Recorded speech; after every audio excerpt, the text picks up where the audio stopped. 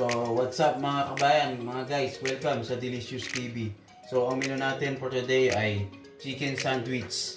So, very easy at simple dish lang po ito. So, let's go, simulan na po natin.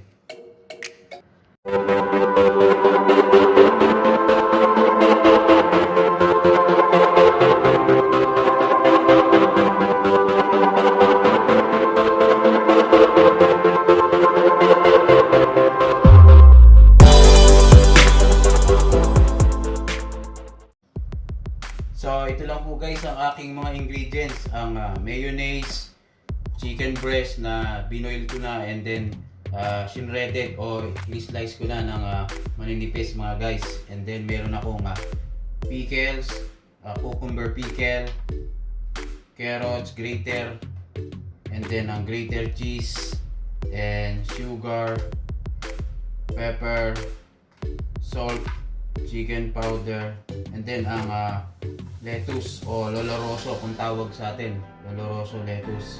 So dalawang klase yan, isang brown and then brown loloroso and then green. So green ang ginamit natin. So kung walang loloroso lettuce, okay lang din yan guys. And then ito ang aking bread, ang brown bread. So simulan na natin ang pag-mix mga guys.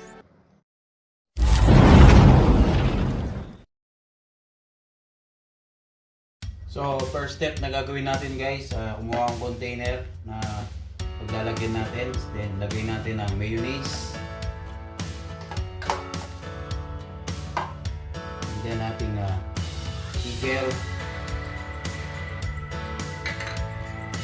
carrot shredded, and then ang cheese shredded, and sugar, black brown pepper, and salt, and ang chicken powder guys. Then mix muna natin guys.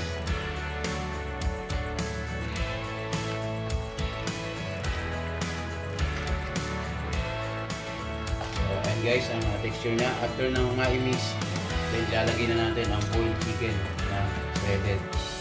So ang hinimay natin na chicken. Then mix natin guys.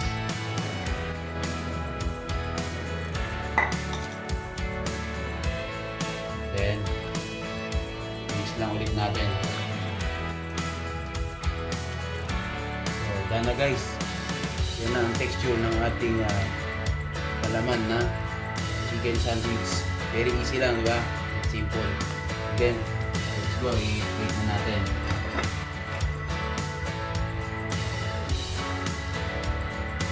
Maglagay lang tayo ng loloroso lettuce.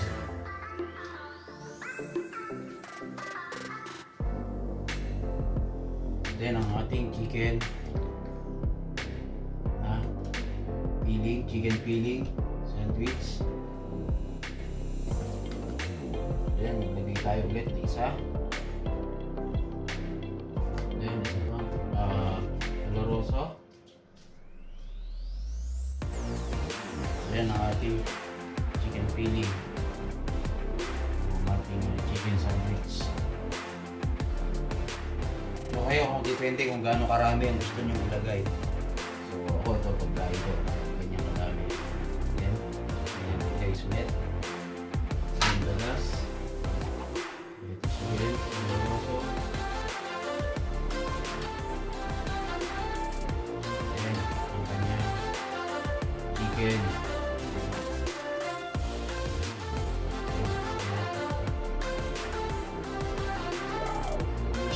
So ayan, guys, yan na ang ating chicken sandwich.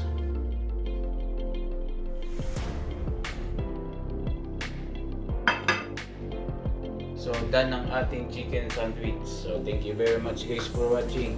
See you in my next video and God bless.